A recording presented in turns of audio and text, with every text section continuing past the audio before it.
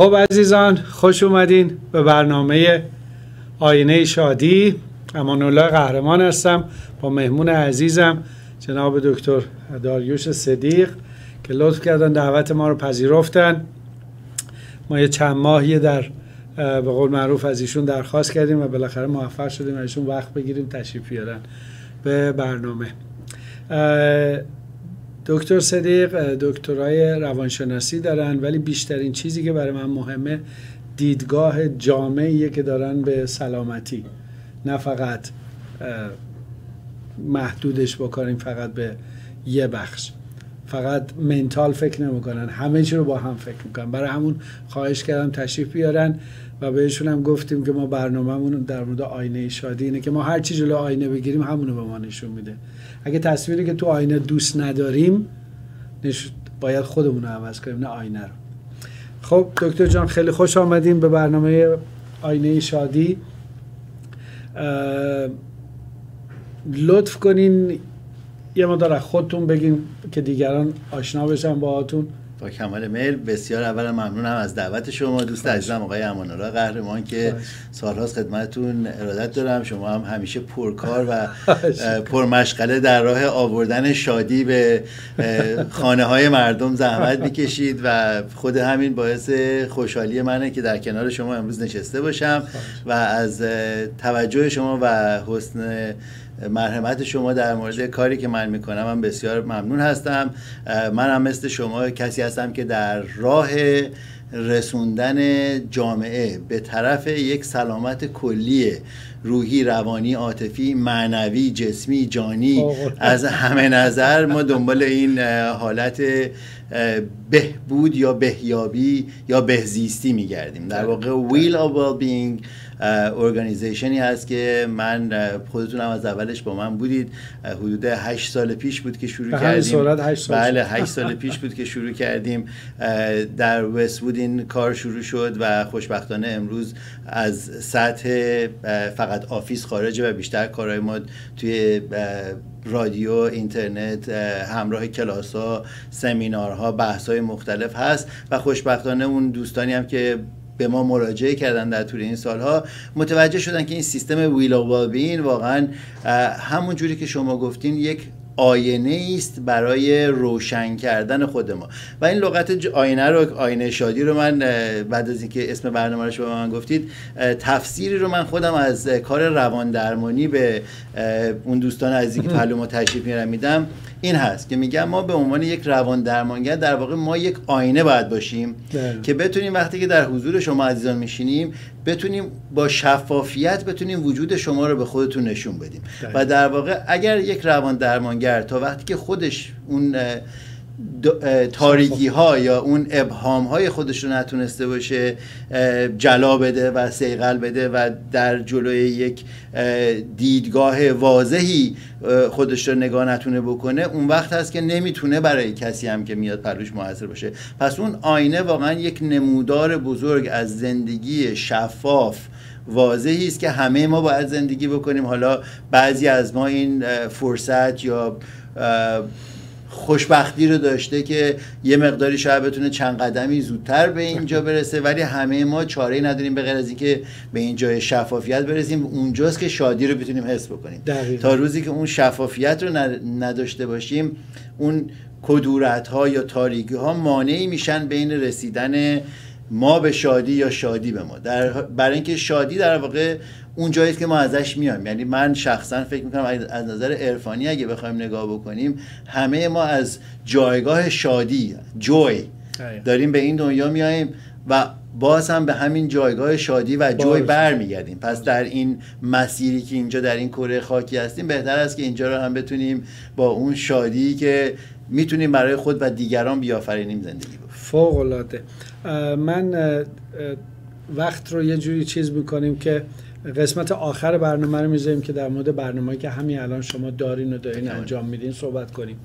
قسمت قسمت اول و وسط رو میذاریم برای اینکه شما همون کانسپت دیدگاه خودتون در رابطه با ویل آف ویل بینگ و اون اریاها و اون منطقه هایی رو که این سلامتی رو میبینین رو یه توضیح کوچیک اگه برای بینندگان عزیزمون بدین که از همونجا بریم رو مرحله‌ای که چطوری هر کدوم از این اریاها ما آینه وجودمون رو داریم باهاش چجوری.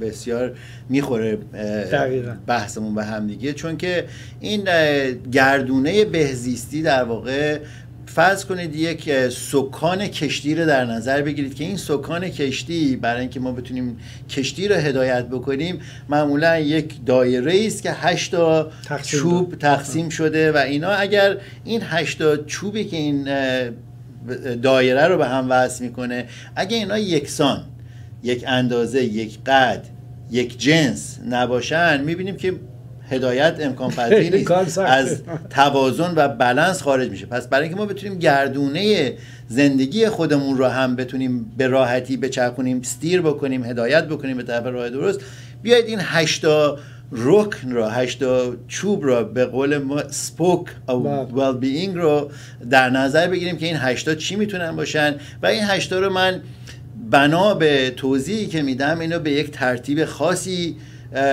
دورش میکنم، چون که هر کدوم از اینها بر اون یکی سوار هست. یعنی اگر ما هر کدوم نباشه اون یکی دیگه نباشه، اون یکی همشون میتونن در عین حال باشن ولی وجود یکی به اون یکی ختم میشه. یعنی اگه ما بریم 8 رو بخوایم شروع بکنیم it's very difficult که بخوایم اولی رو دوباره بخوایم بهش برسیم. یعنی بهتر این است که از پایه شروع بکنیم تا به آخر. حالا متوجه میشید که چی هست. ما اگر این 8 رو از قسمت فیزیکال شروع بکنیم جای دوری نرفتیم، چون که اولین جایی که ما در بدنمون وجود داریم خب همین بدن دیگه. ما بدون این بدن، بدون این استراکچر یا استخوان‌بندی، ماهیچه ها، رگ و پی، نظام وجودی فیزیکی خودمون، قدرت های زیادی رو نمیتونیم دیگه بعد از این بریم. اول باید یک سلامت جسمی رو داشته باشیم. خب پس این سلامت جسمی رو بیایید تقسیمش بکنیم به اریاهای مختلف. 4 رو من در نظر میگیرم که این 4 اهمیت خاصی داره و این 4 اولیش هست اینکه ما در بدن خودمون چی وارد میکنیم، چه نوع غذاهایی رو ما استفاده میکنیم، تغذیه‌مون چی است، با چه روندی میخوریم، با چه انگیزه‌ای میخوریم، اینا از نظر خوردن. پس یه مقداری اون مسئله اولیه ما میشه که این بدن رو چجوری ساستین میکنیم، اون ساستین کردن این بادی یا بقای این بادی رو به خاطر اون سوختی که بهش میدیم چه جور سوختی است. قسمت دیگر این قضیه مسئله فیزیکال اکتیویتی یا اون اکسرسایز یا ورزش های بدنی یا فعالیت های بدنی است که اون فعالیت های بدنی هم اگر ما ماسل ها یا این بدن رو استفادهش نکنیم، خب هر چیزی رو که استفاده نکنیم به خاطر استفاده نکردن اتروفی پیدا میکنه و این شروع میکنه ضعف پیدا کردن و به جای ما نمیرسه. پس لازم هست و لغت لازم رو تاکید میکنم، لازم هست که ما از نظر فیزیکی به این سلامت بدنی رسیدگی بکنیم با ورزش، با راه رفتن، با نفس کشیدن درست، با اقدام به کارهایی که در راه ادامه حیات ما به طور فیزیکی داره کمک می‌کنه باید کوشا باشیم. سومیش مسئله خواب هست. مسئله خواب هم مسئله خیلی اساسی است. اگه ما خواب خودمون رو درست نداشته باشیم، اون یکی از چیزهای خیلی مهمه که توی این شهر متاسفانه خیلی عزیزان اونم به دلایل زیادی که حالا باز بهش همه اینا باز به همدیگه برخورد پیدا میکنیم، ولی مسئله خواب از نظر فیزیکیش باید مسئله است که باید حل بشه. اگر ما دچار بیخوابی هستیم، این بیخوابی باعث خواهد شد که از نظر فیزیکی انرژی کمی رو داشته باشیم، در طول روز با خسته بودن فکر ما انقدر نمیتونه درست کار بکنه. پس اون سیستم خواب رو هم باید درست کنیم. و چهارمی هست سکس. اگر ما روی جنسیت خودمون و فعالیت‌های جنسی خودمون هم کاری نکنیم، اون هم باعث خواهد شد که هورمون‌های ما درست کار نکنه، همه چی رو به هم تنظیم سیستمی ما به هم بریزه، برای اینکه اون احتیاجی است که اگه برآورده نشه در مقابلش تعدادی از اون حالتهای بعدی که توضیح خواهیم داد هم باز مورد تأثیر قرار میگیره. پس این 4 رو ما به عنوان پایه‌ای اگه استفاده بکنیم در فیزیکال، حالا یک پایه رو گذاشتیم که میتونیم از بقیه جوانب که صحبت خواهیم کرد استفاده بکنیم. وقت این الان یک دونه از اون یک بود، این فقط یه دونه بود، این فقط شماره یک بود. فیزیکال رو گفتیم، فقط فیزیکال تقسیم کردیم به قسمت مختلف داشت. در واقع فیزیکال یه ستونه که داریم راجع بهش صحبت می‌کنیم. حالا ستون بعدی که صحبت می‌کنیم ستون منتال هست. یعنی چی؟ منتال رو یه مقداری ما دوگانه استفاده می‌کنیم. هم به عنوان روانی استفادهش می‌کنیم منتال، هم به عنوان مکانیکال استفاده می‌کنیم. منتال رو جوری که ما داریم توی این 8 مورد بحث می‌کنیم در واقع مسئله مغز هست که این مغز چجوری به عنوان یک دستگاه کامپیوتر، به عنوان یک دستگاهی که با یک اینتلیجنس به خصوصی در ما بوده، از نظر ارثی، از نظر سایز، از نظر کیفیت کار، یک اینتلیجنسی رو، یک فرستنده و گیرنده به خصوصی رو ما در این بدن داریم. حالا باز اون سیستم‌های بعدی هم روی این هم تاثیر خواهند داشت، ولی به عنوان پایه اگه نگاه بکنیم مغز ما به عنوان یک یونیت، به عنوان یک تصمیم گیرنده امور ارتباطات بدنی ما میشه برای خودش یک عاملی که درسته که در این بدن جای داره، ولی جایگاه به خصوصی رو داره برای اینکه جایگاهش در رابطه با کل این سیستم به طور ایندیویدوال هست. همه سیستم نظام بدنی ما از توسط مغز ما یک ارتباطی رو برقرار میکنه که حالا چه با بیرون باشه چه با درون باشه، این ماجولار، این سیستم لازم مثل فرماندهی یا سازمان دهنده. دقیقاً یک دیتا سنتر در واقع. یک دیتا سنتر با یک کامپیوتر به راحتی میتونیم مقایسهش بکنیم. برای که من همیشه مثال کامپیوتر رو به عنوان این قسمت منتال به راحتی میتونم استفاده کنم، چون دقیقاً اگه کامپیوتری در ایمیج ما انسان ها ساخته روی مغز ما ساخته شده، از روی سیستم حسابگری و توانایی‌های حسابرسی مغز ماست که این فرمولیت شده. خب برای این کار ما چه کارهایی باید بکنیم؟ برای این کار ایژوکیشن یکی از چیزهایی که ما از بچگی شروع میکنیم، اطلاع یابی و تمرین هایی که بتونه ما کمک بکنه که این مایند رو شارپ نگرش داریم، بازی هایی که بتونه ما این مایند رو شارپ نگه داریم، هنرهایی که بتونه ما این مایند رو شارپ نگه داریم.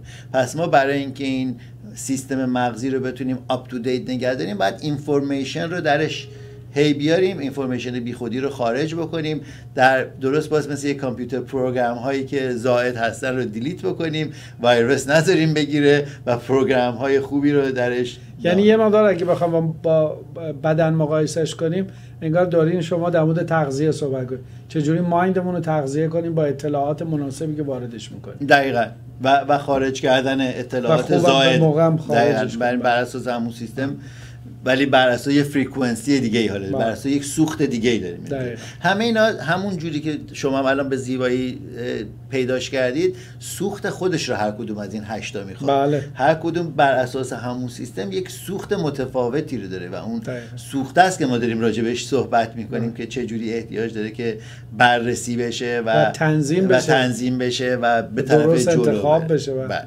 خب پس این شد قسمت منتال. حالا از رابطه بین این مغز و این بدن یک سری فعل و انفعالات داره به وجود میاد که در مقابل این محیط زیستی که ما درونش هستیم از خودش عکس العمل نشون میده، برای خودش یک حالتهایی رو پیدا میکنه، مفهومهایی رو از محیط زیستش میگیره که این مفهومها فیزیکال نیستن، منتال هم نیستن، کانستراکت هایی هستن که ما اسمش میذاریم ایموشنال. در واقع احساسات ما از درگیری این دوتا قطب با هم به وجود میاد و حالا ما با این احساسات چیکار میکنیم، چقدر این احساسات اصلا میخورده به اون اتفاقی که افتاده، چقدر اینها اصلا احساساتی است که شاید زائد بوده و ما در خودمون گرفتیم، اکتسابش کردیم، ولی امروزه دیگه اصلا اینا برای ما کارگر نیستن. پس اونجاست که ما به مسائل ایموشنال توجه زیادی رو باید خرج بدیم، برای اینکه میشه یکی از اون جاهایی که پایه دوتا رو با هم به شدت وصل میکنه. اگر ما از نظر احساسی حالمون خوش نباشه، دیپرس باشیم یا نگران باشیم، خب این تو بدن ما اثر میذاره، ما بیحال میشیم، توانایی ورزش نداریم، همونجوری که میبینیم تو افرادی که دیپرس هستن، اشتهامون کم میشه یا زیاد میشه، خوابمون کم میشه یا زیاد میشه، سکسمون کم میشه یا زیاد میشه. دقیقاً تمام احساسات ما میاد به این برمیگرده. و نظر فکری دوباره پس مغز ما هم به خاطر یک حالتی مثل دیپرشن یا انگزایتی دچار اختلال میشه، دچار این میشه که نتونه تصمیم‌های به موقع بگیره، دچار این میشه که نتونه اصلا یادگیری رو برای خودش مهیا بکنه. پس این قسمت پرابلم سالوینگ، نتونه مسائل حل کنه. قسمت سوم درگیریش خیلی بیشتر میشه، چون قسمت اول و دوم میشد با یک کارهای نسبتاً فیزیکال تری ما اینو بتونیم، هر چی داریم جلوتر میریم قسمت فیزیکال کمتر میشه. و این سومی بود. این سومی بود. به حساب احساسات. بله، احساسات، ایموشن. خب اینجاست که کار ما به عنوان روان درمانگر میشه یکی از جاهایی که خیلی ما اونجا، البته من شخصا در کار خودم با هر 8 اینا سعی میکنم که در تماس باشم. حالا اگر از محیط دانایی من کمتر باشه حتما ریفر میکنم اون شخص رو به کسی که دانایی بیشتری در این موارد داره. ولی بحث این موضوع رو همیشه ما در سیستممون داریم. یعنی من یک شخص رو که نگاه میکنم به عنوان یک مجموعه نگاه میکنم، به عنوان یک سیستم نگاه میکنم و اسم خودم رو میذارم سیستم تراپیست، برای اینکه من اگر دانایی یک سیستم رو داشته باشم هست که میتونم با این سیستم رو بشم و ببینیم که حالا این سیستم کجا پایین و بالا داره و این سیستم ادجاست بشه توسط خود شخص. پس حالا این سه تا اول با هم دیگه در واقع میشن مایند ما وقتی لغت مایندفولنس رو استفاده میکنیم، آگاهی های ذهنی خودمون رو، ذهن در واقع اگه اسمشو بذاریم به فارسی، اگه ذهن رو پیدا میکنیم، این ذهن در رابطه با بدن، مغز و احساساته. پس سه تا اینا با هم دیگه خیلی مجموعه مهمی رو تشکیل میدن. حالا وقتی ما این سه تا رو در یک توازن خوب داشته باشیم که میتونیم با کسی رابطه خوب برقرار بکنیم. این میشه چهارمی که در واقع رابطه، ارتباطات، ریلیشنشیپ. پس الان ما اینجا این سه تا رو باید در یک حد نسبی متوازنی داشته باشیم که بتونیم روابط خوب رو بتونیم داشته باشیم. اگه نداشته باشیم چی میشه؟ رابطه هامون رابطه های خوشایندی نخواهد بود، برای اینکه کمبودهای من با کمبودهای دیگری تلاقی پیدا میکنه و نمیتونیم زیاد جلو بریم. میتونیم در یک مقطعی استاک باشیم و در یک غلط بزنیم و در همون شرایط باقی بمونیم، هم دیگه آزار بدیم یا اصلا به هم نرسیم. بله دو تا چرخ داره میچرخه، به هم هیچ ربطی نداره، این چرخ‌ها با هم دیگه وصل نیستن. چون ریلیشنشیپ اگه شما یه دو چرخه رو در نظر بگیرید و این ویل آف ویل بینگ رو ایندیویدوال حالا تصور بکنید برای هر شخصی، تو ریلیشنشیپ این دو تا چرخا میتونه به هم دیگه وصل بشه و اینجا ما یک دو چرخه رو داریم که حالا اگر این دو چرخه هر دو تا چرخش بالانس نباشن، اون یکی باعث یواش شدن اون یکی هم میشه. پس اینجا ما لازم هست که هر دوتا رو بتونیم پروموت بکنیم توی یک رابطه، یا اگه یک گروه هستیم گروه رو پروموت بکنیم، اگه یه جامعه هستیم جامعه رو پروموت بکنیم. پس اینجاست که ما از ایندیویدوالیتی در میایم و میرسیم به همزیستی وقتی که ریلیشنشیپ رو شروع میکنیم. حالا این همزیستی، این شد چهارمیمون. همزیستی در یک شرایطی مهیا میشه، یعنی ما این همزیستی رو نمیتونیم همینجوری به زور بخوایم انجامش بدیم. من و شما اینجا بشیم بغل هم با هم دیگه خیلی خشک برخورد بکنیم. اینجا پنجمی به وجود میاد که بهش میگیم ریکرییشنال. یعنی چی؟ یعنی تفریحی در واقع.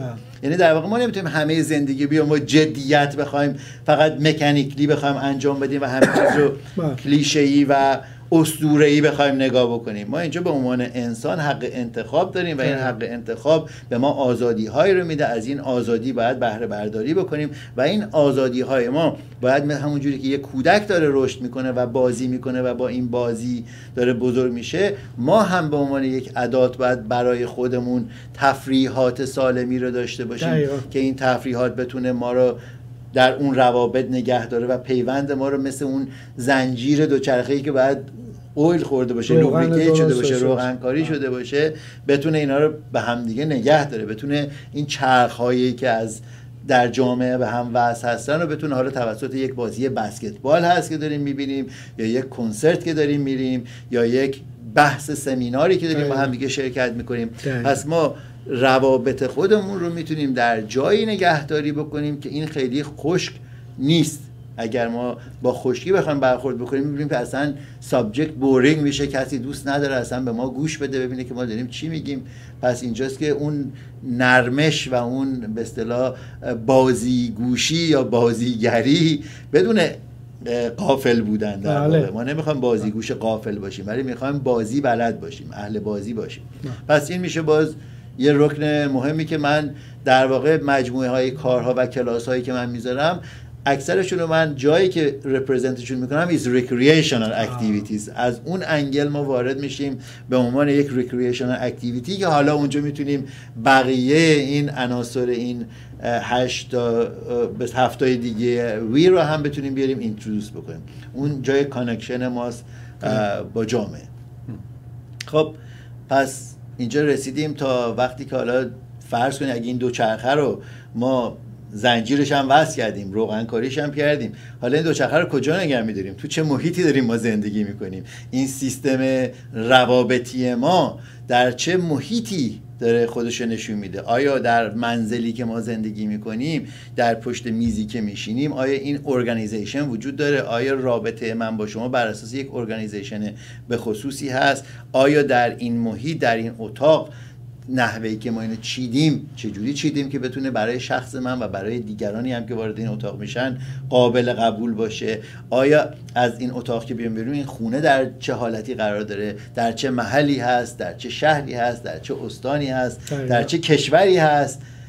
و در چه کره‌ای ما داریم زندگی میکنیم؟ ما داریم رو کره زمین زندگی میکنیم. تمام این 8 قوانینی که داریم میگیم در واقع روی هم رفتش این ویل اف ویل بینگ، ما داریم راجع به انسان داریم صحبت میکنیم، راجع به موجود مریخی صحبت نمیکنیم، راجع به یک شخصی، یک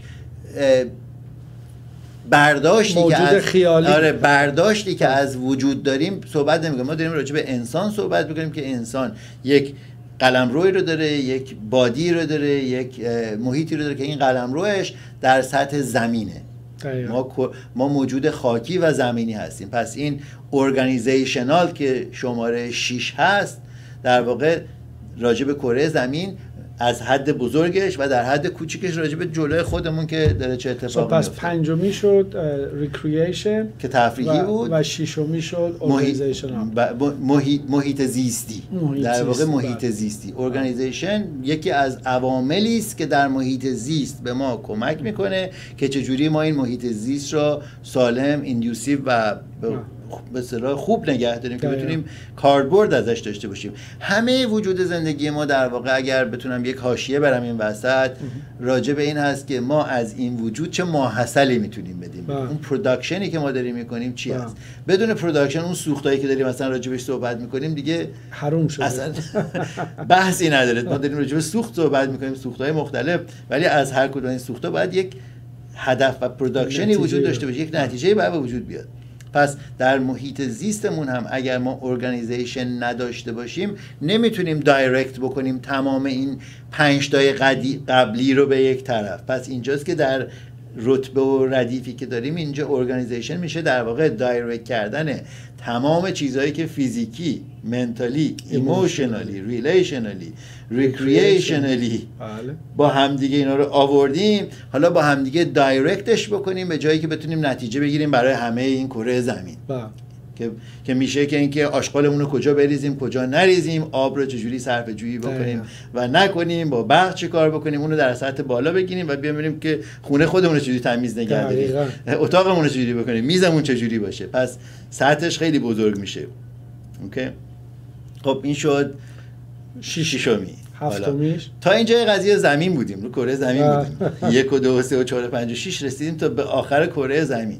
ولی حالا هفتمی اسمش رو بذاریم spiritual، عرفانی. برای اینکه ما وقتی داریم راجع به اسپریچوالیتی صحبت میکنیم دیگه فقط این مسئله بدن نیست، ما داریم یک کانکشنی رو با ورای این وجود و ورای حتی این عصر حاضر و ورای زمانی که امروز ورای داریم، زمان و مکان. دقیقاً ورای زمان و مکان. مرسی برای کمکت. ورای این موضوع هست که ما داریم با اسپریچوالیتی دیل میکنیم. حالا ما اصلا در این کائنات ما چی هستیم؟ ما اصلا این وجود ما چه ارزشی داره اگر ما در این دنیای خاکی با این پروداکتیویتی داریم عمل میکنیم؟ حاصل این پروداکتیویتی خب بعدش چی میشه؟ آخرش چی میشه؟ ما اومدیم و تمام قصرهای دنیا رو ساختیم، تمام پولهای دنیا رو پارو کردیم و در خزینه خودمون نگه داشتیم، در خزانه خزینه و در اون خزانه خودمون نگه داشتیم و آخرش چی میشه؟ حالا به کجا میرسیم؟ بالاخره مرگی هست. بعد از این مرگ حالا چی قرار بشه؟ اینا سوالاتی است که برای همه ما انسان‌ها همیشه وجود داشته. خب در طول تاریخ هم جواب‌های زیادی اومده، در مذاهب هم جواب‌هایی اومده، ولی اگه ما بخوایم مسئله رو فقط با مذهب نگاه بکنیم اونجا یه ذره تو تله میافتیم، چون حالا اختلاف ممکنه از نظر عقیده وجود بیاد. برای همین اسپریچوالیتی رو میبریمش بیاند مذهب، چون از پای مذهب اگه دورش بکنیم در واقع ما داریم راجع به یک چیز خیلی ساده صحبت میکنیم. One frequency that all of us are palpitating with، یعنی در واقع همه ما یک نبضی هستیم، این نبض وجودی که اسمش بذاریم یین ینگ، دقیقاً اسمش بذاریم 0 and 1 توی کامپیوتر، اسمش هر چی که بذاریم در واقع اون یکی بود یکی نبودیه که از قدیم در زبان فارسی خودمون گفتیم.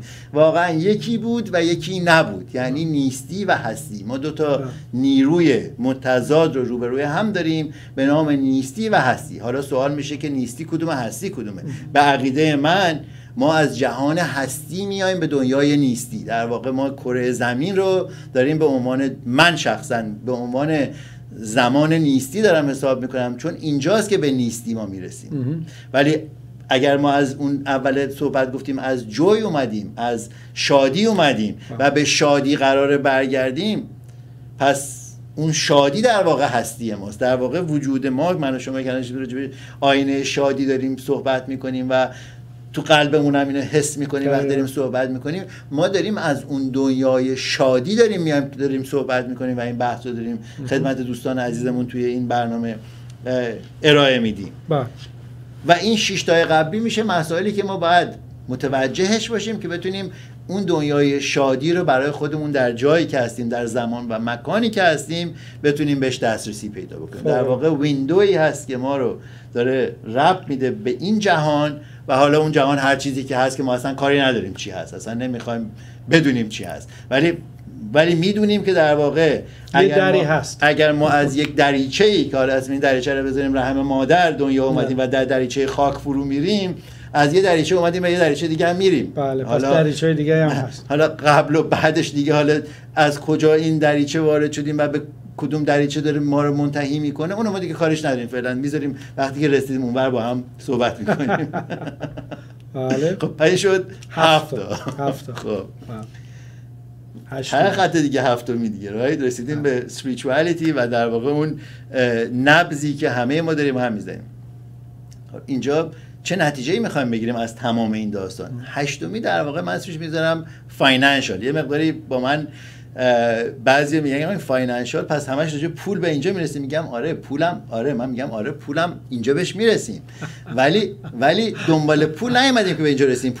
پول به دست میاد، برای اینکه چاره‌ای نداره به دست نیاد. چون که اگر شما تمام این 7 رو انجام بدی، شما بدنت و فکرت و روحت و روانت و کارت و زندگیت و ارگانیزیشنت و همه اینا درست باشه، آیا شما بی پول باقی میمونی؟ مطمئنا با اون همه لطف و ذوقی که داری در زندگی به کار میبری و مسئولیتی که برای خودت قبول کردی، ادویکیشن کردی، ورزش داری میکنی، غذا خوب داری میخوری، خواب خوب داری میکنی، روابط خوب داری، یا آدمی هستی که داری با مفید بودن داری زندگی میکنی و اون مفید بودن در واقع برای شما اون پول میاره. ولی فاینانشال در واقع it's our net worth، اون ولیو سیستمیه که ما برای خودمون داریم، اون حساب جاریه که در خودمون داریم به خاطر انجام این 7 اولیه داریم ذخیره میکنیم. چون پروداکتیویتی ما یه نتیجه داشت، بر اساس این پروداکتیویتی ما یک نتیجه ای رو از هر کدوم از این 7 رکن قبلی گرفتیم. پس اگه ما اینا رو با هم جمع بکنیم ما یک ارزشی رو داریم. حالا بدون اون ارزش زندگی اصلا وحشتناکه. تمام این 7 قبلی اصلا از بین میره اگه ارزش ما نداشته باشیم. کسی که دیپرس میشه با ارزش مشکل داره، کسی که نگران میشه با ارزش مشکل داره، کسی که نمیتونه از خودش تیکر درست بکنه، به خودش رسیدگی درست بکنه، ارزشه، عدم اعتماد به نفس یا سلف کانفیدنس از ارزش های ما میاد. پس ببینیم که اون ارزش ها در واقع تمام قلکیه که ما داریم، که اگه این قلک پسنداز رو نداشته باشیم خرجم نمیتونیم بکنیم، ورشکسته خواهیم بود و هیچی گیرمون نمیاد. پس تمام سعی ما در این هفته این است که این 8 بی رو به جایی برسونیم که پروپیمون باشه تا جایی که امکان داره که بتونه گردش رو ادامه بده. حالا جوری دیگه هم بهش نگاه بکنیم، اگه اون چرخ رو در نظر بگیریم دوباره و گرداندن اونا، اگه نگاه بکنی همیشه رو چرخ‌ها یه جا هست که ما دستمون رو می‌ذاریم، رو فرمون ماشینمون دستمون یه جا هست می‌ذاریم. اون ناخدای کشتی که داره کشتی رو میگردونه یکی از این چوبا هست که تو دستش میگیره و از اونجا داره هدایت میکنه. اوکی، اونو بیه بکنیم آخری، اون 8 در واقع، که ما چجوری میتونیم زندگی خودمون رو توسط انجام این هفته دیگه هدایت بکنیم و اداره بکنیم. پس اینجاست که می‌بینیم که چجوری این ویل آف ویل همیشه اگه نتیجه پازیتیو از چرخشش بگیریم داریم به طرف جلو میریم. اگه چرخمون لنگ بمونه، چوبی لای چرخمون رفته باشه تو هر کدوم از این دریچه‌ها، خب می‌بینیم که گیریم، لغ میزنیم، داره مثل ماشینی که داریم درایوش میکنیم فرمونش داره میزنه، وقتی که چرخش بالانس نیست ما هم داره یه جایی داره و ما اون ارتعاشات داره و ما میگه که آقا جان پرابلم اینجا تو این سیستم وجود داره، حالا یه باز روحی، روانی، جسمی، جانی، هر کدوم که هست. پس ما اگر این هفته رو رعایت بکنیم 8 در دست ماست و میتونیم استفاده کنیم. فوق العاده.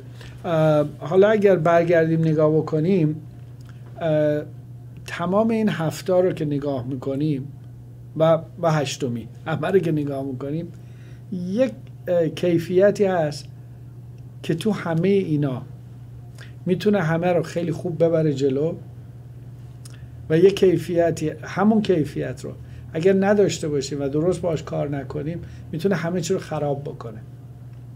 و اون همون چیزیه که ما توی برنامه آینه شادی دائما داریم در موردش صحبت میکنیم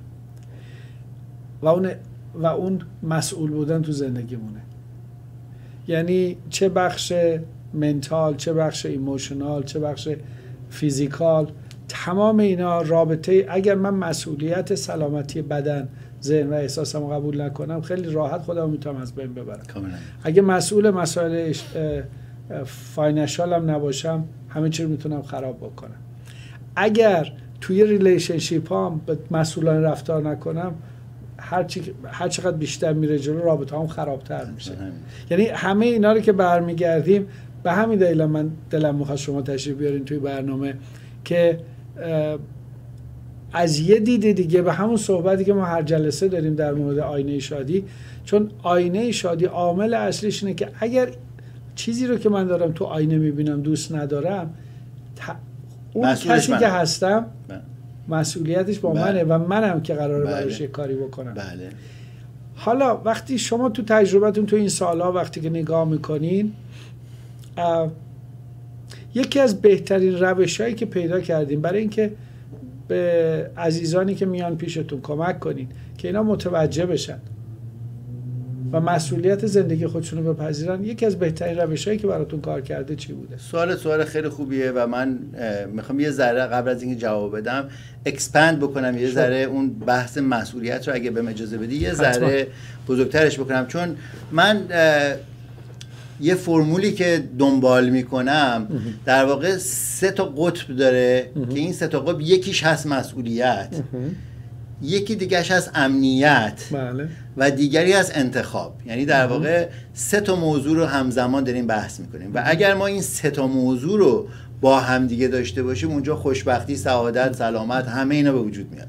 چرا این اکسپنشن رو میدم؟ برای اینکه مشکلی که اکثر انسان ها باش روبرو هستن مسئله امنیته. وقتی که امنیت وجود نداشته باشه یا احساس امنیت وجود نداشته باشه، مسئولیت پذیری خیلی زیر سوال میره، برای اینکه ما نمیتونیم از اون یونیت، اون سیستم، از اون واحدی که احساس کمبود میکنه، احساس ناامنی میکنه، احساس ترس میکنه، احساس در معرض خطر بودن میکنه، ما نمیتونیم انتظار داشته باشیم که مسئولانه عمل بکنه، چون که مسئولیت در واقع قسمت پری فرانتال کورتکس مغز هست که اون سرور کامپیوتری که داشتیم صحبت می‌کردیم که تصمیم گیری ها رو اون انجام میده. متاسفانه قسمت میانی مغز ما که به نام مغز پستانداران یا مملیان برین یا لیمبیک سیستم هست، این قسمت عکس‌العملی هست و این عکس‌العمل ها در دوران کودکی چنان پروگرام شده در ما، شکل گرفته که ما اینو به عنوان برنامه‌های پیش ساخته استفاده می‌کنیم در بزرگسالی. پس اینجاست که مسئولیت پذیری در واقع غیر قابل انجام میشه. اون تبدیل میشه به یه قصه دور از دسترس. اصلا متوجه نمیتونه طرفش اون کانستراکت وقتی که تو اون خطر هستش و تو احساس ناامنی هست، فقط میخواد خودش رو نجات بده و اون پروگرام‌ها داره برای سروایوال که بهش میگن آفرین، که بهش میگیم سروایوال. وقتی که ما برای بقا داره کار میکنه. وقتی که ما در بقا هستیم دیگه اونجا مسئولیت دیگه ما گذاشتیمش. توقعی نمیتونیم. پس اینجاست که ما اگر امنیت داشته باشیم، مسئولانه هم عمل بکنیم، هنوز یه چیز دیگه هم حق انتخاب. برای اینکه ما میتونیم بین 10 تا موضوعی که مسئولانه هست یکیشو انتخاب کنیم که بیشتر مسئولانه است یا کمتر مسئولانه است، یا حدس بزنیم کدوم هست. پس ما در هر لحظه داریم اون ادجاستمنت رو انجام میدیم. اون انتخاب در واقع اون جوری که گفتیم، ما اون فاینانشال که داریم بر اساس هفته‌های قبلی که داریم استفاده میکنیم، حالا ما چجوری داریم در این موقعیت میگیم فرمون رو به چپ بدم یه ذره، به راست بدم یه ذره. اون انتخاب رو ما باید با آگاهی داشته باشیم. یعنی باید بتونیم حواسمون جمع باشه، ببینیم که در کجا دیفرنشییت بکنیم.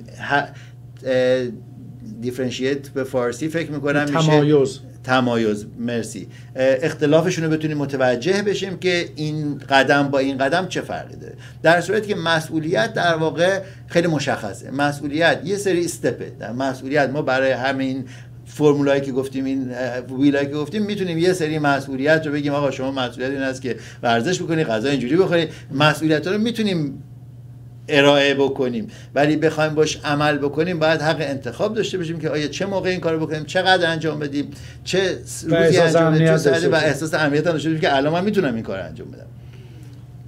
چیزی که در ماها به خطر افتاده یکی دو تا یا هر سه تای این هاست. اوکی؟ و اینجاست که کار من به عنوان یک روان درمانگر این است که سیستم رو جوری بتونیم به امروزش برسونیم که امروزه بتونه با کمترین ترس، با بیشترین یقین، به خاطر اینکه سوار بر این چرخ داره میره و نمیترسه که الان داره غرق میشه، میدونه روی کشتی نشسته که این کشتی سکانش دستشه و داره میبره جلو. پس اونجا امنیت رو به وجود بیاریم، بعد از امنیت بدونیم مسئولیت ها چی است و بعد از اینکه مسئولیت رو رسیدیم ببینیم که انتخابمون در هر موقعی چیه. فوق العاده. حالا الان وقت زیادی هم نداریم، ولی این نکته خیلی حیفه از دست بره چون جوری که شما رسیدیم به اینجا. ما به عنوان جامعه مهاجر ایرانی و احتمالا شما با مهاجرین کشورهای دیگه هم کار کردین، مهاجر کسیه که یا انتخاب کرده یا انتخاب نکرده، از جایی که زندگی میکرده اومده بیرون. یعنی کاملا از اونچه که میدونسته و میشناخته آمده توی فضایی که اصلا نمیشناسه، خودآگاهی نداره، کنترل نداره و کاملا هم تو ترساشه. احتمال زیاد شما خیلی موارد رو دارین برخورد میکنین که مسئله اصلیشون این در آمدن ریشه هاست و ریشه ها رو جای دیگه گذاشتن. و الان هم که دیگه متاسفانه اینقدر زیاد شده که دیگه ما الان مهاجرین سوریه‌ای داریم، مهاجرین افغانی داریم و این دنیا به مقدار زیادی اتفاق داره میاد. از اون طرف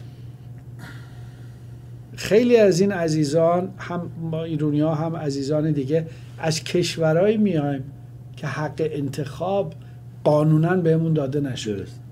یعنی به شما گفته این کارو بکن، این کارو نکن. و انتخاب از جای اینکه خب شما اگر انتخاب بکنی و میتونی با انتخابت وارد سطح دیگه‌ای بشی، اونا خیلی از این مثلا یک کشوری مثل عراق نداشته وقتی که از داره کاملا دیکتاتوری داره توش اتفاق میفته. حالا چیزی که هسته شما فقط برای کسی که میاد پیش شما و یه همچون بک‌گراندی داره، شما چه فضایی میتونید ایجاد بکنید که یا سیفتی رو اول بگیره؟ سوال بسیار، سوالاتون خیلی سوال خوبیه.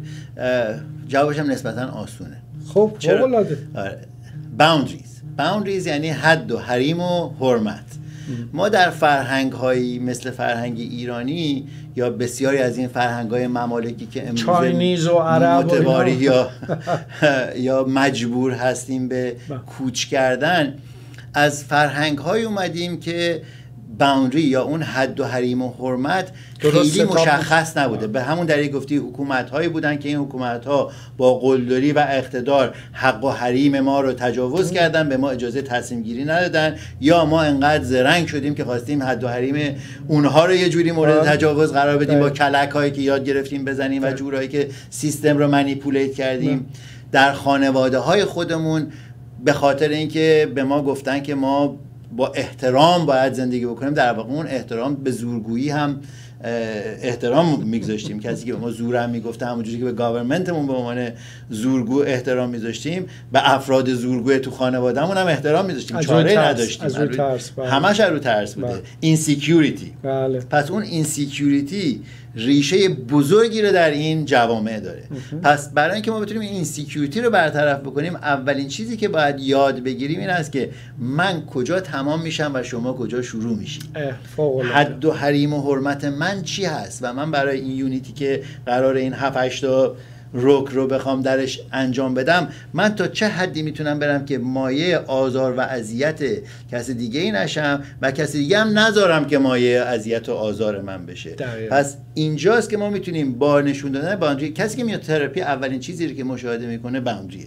چرا؟ ساعت مشخصی رو ما انتخاب میکنیم، اتاق به خصوصی هست، ستاپش ستاپ به خصوصی هست، فاصله‌ای که من میشینم با اون پیشنت یا کلاینتی که پهلو من میاد فاصله مشخصی هست، حدی که من با این شخص میتونم اصلا رابطه داشته باشم یک رابطه بسیار مشخصی هست. پس ما در تراپی کاری که داریم میکنیم در واقع اولین کارمون این است که باوندری رو ست میکنیم و با باوندری ست کردن و ایونچولی با بعداً این باوندری ها رو هی مورد بحث قرار دادن و حل کردن باوندری هایی که به اشکال روبرو شده، ما اونجا امنیت رو یکم میبریم بالاتر در مقابل حالا مملکت جدید باشه، مملکت قدیم باشه، فامیل باشه، دوست باشه. اون وقت از جایی که اون سیفتی و امنیت رو ایجاد کردین، حالا میریم روی چویس و مسئولیت کار کنیم. فوق العاده. حالا یه موقع هم هی میریم جلو، کم میاد از این یکی، بعد دوباره میریم سراغ. دقیقاً همیشه مثل این چیزا هی هم چرخ میزنه. ولی خوشبختانه این فرمول کار میکنه. روزی که ما این ستا رو داشته باشیم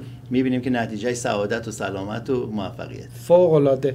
ما تقریبا با اواخر برنامه‌ام رسیدیم. نمیخوام برنامه تموم بشه بدون که شما صحبت کنید در مورد برنامه‌هایی که داریم، چون شما خوشبختانه من خیلی هم اکسایتد هستم که بگم، چون دقیقاً این 8 تایی رو که ما داریم صحبت میکنیم، ما این برنامه رو با اونایی که توی آمریکا زندگی میکنن میدونن که کمپانی ایکوناکس یک کمپانی هست که از پایه اومده ورزش و فیتنس رو مورد کارش قرار داده و در تمام آمریکا الان خیلی موفق داره پیش میره و بسیاری شعبات داره. خب من در لس آنجلس سالها بوده که از یکی از این مراکز اینها استفاده میکردم و خوشبختانه با معرفی این 8 رکن این گردونه به ایکوناکس ما با همدیگه تونستیم یک پارتنرشیپی رو درست بکنیم که پارسال برای اولین بار این برنامه رو انجام دادیم. این 8 اهرم رو، این 8 رکن ویر رو با استفاده از مربی‌های اونها در یوگا که شما خودتون استادش هستید، در تنفس، در رقص، در دوچرخه، در بسیاری کلاس‌های متفاوت و با شرکت من و دوستانم که همراه من هستن، با کامیونیکیشن، با تایچی، با یک رقص عرفانی که در آخر برنامه این رقص ما رو از فیزیکال تا عرفان میبره، از ورزش بدنیمون میبره تا به اون جای بالا میرسونه که آخرش عشق هست. اگه بتونم بگم ما اون عشق که رسیدیم به اون ارزش هایی که فقط در عشق داریم. حالا ارزش ها رو میگم، اگه اون ارزش رو بخوام یک کاتگوری بذاریم میشه لاو در واقع. پس ما در 2 تاریخ مختلف برای امسال این برنامه رو تدارک دیدیم. در وست لس آنجلس همین ماه جونی که داره میاد، روز 26 جون در ایکوناکس وست لس آنجلس از 8 صبح تا 7 بعد از ظهر با صبحانه و نهار و پارکینگ، کلاس هایی که از طرف ایکوناکس بنده با کمک اونها تداعی کردیم و همه کلاس‌ها پشت هم به ترتیب یعنی شخصی که میاد از صبح تا شب بله از صبح تا شب همه اون یک برنامه است دیگه. اون برنامه رو ما دایرکت کردیم که این 8 رکن ویل رو بتونیم نشون بدیم که چجوری اصلا قابل انجام هست. ما تو یه روز، یعنی اگه یه کسی بتونه این زندگی رو برای خودش زندگی ایدئال قرار بده، لایف استایلش رو بر اساس این بذاره، می‌بینیم که چقدر خوب هست. و کمپانی اکوناکس هم چون که مسیر خودش رو در این راه داره می‌بینه، با ما این همکاری رو کرده و در 17 جولای هم در بیولی هیلز این کارو داریم انجام میدیم. یه دونه 26 جون در بله در وست لس آنجلس و جولای 17 در بیولی هیلز. برای اینکه بیشتر هم اگه خواستین اطلاعات بگیرین، ما فیلم برنامه پارسال رو داریم که انجام دادیم، روی یوتیوب هست به نام توتال بالانس ورکشاپ. توتال بالانس ورکشاپ 17 دقیقه فیلمه. اگه دوست دارید میتونید تمام این فلسفه‌ای که من صحبتشو کردم رو به انگلیسی از البته مشاهده بکنید، تمرینایی که باش داده شده رو نگاه بکنید. این دو تا ورکشاپ هم به انگلیسیه دیگه. بله دو تا ورکشاپ هم به انگلیسی هست، ولی در واقع زبان زیادی لازم نداره، بیشترش عملیه. قسمت کامیونیکیشنش هست که مقداری به انگلیسی هست. بقیه‌اش هم این است که اگر سوالی داشتن دوستان عزیز با من تماس بگیرن. با ویل وابینگ شماره ویل وابینگ هم میتونم بدم 310 477 8833 و وبسایت wheelofwellbeing.com. تمام این اطلاعات اونجا هست. وبسایت من هم هست drsadiq.com. من در خدمت همه دوستانی که از من سوال داشته باشن همیشه بودم. تو برنامه رادیویی من همیشه این کارو کردم و همیشه دوست دارم که در کنار عزیزانی که دلشون میخواد که زندگی خودشون رو بهتر بکنن، من هم اونجا بتونم هر کمکی که بتونم بکنم. فوق‌العاده. خیلی ممنون که دعوت ما رو پذیرفتین و تشریف آوردین. عزیزان با آخر برنامه‌مون رسیدیم. امیدوارم که یک دیدگاه دیگه‌ای رو به آینه شادی پیدا کرده باشین و امکانات جدیدی براتون باز شده باشه. امیدوارم هر جای دنیا که هستین خوب و خوش باشید. باز تکرار برنامه رو خواهید دید در تلویزیون عصر امروز و در ضمن هم روی فیسبوک و هم یوتیوب شما میتونید برنامه‌های ما رو دنبال کنید. ان شاءالله هر جای دنیا که هستین خوب و خوش باشید. ممنون.